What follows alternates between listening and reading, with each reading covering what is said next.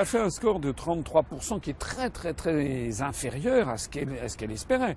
Elle espérait être élue, du moins c'est ce qu'elle disait. En fait, je pense qu'elle ne le souhaitait pas.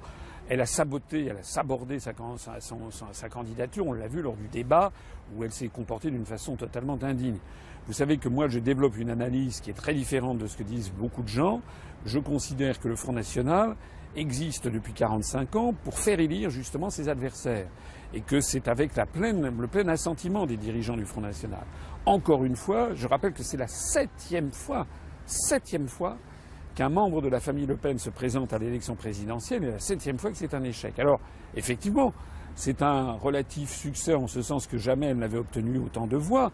Enfin, ça ne fait jamais que 10 600 000 voix, c'est-à-dire à peu près 22% des inscrits. Ça reste donc très inférieur à ce qu'il faudrait pour une majorité. Et surtout, Madame Le Pen, comme d'ailleurs M. Mélenchon à gauche, sont ce que l'on appelle des très bons candidats de premier tour, c'est-à-dire qu'ils peuvent arriver au deuxième tour parce qu'ils peuvent faire beaucoup de voix au premier tour, mais ce ne sont pas des candidats de second tour parce qu'ils sont dans l'incapacité de rassembler 51%.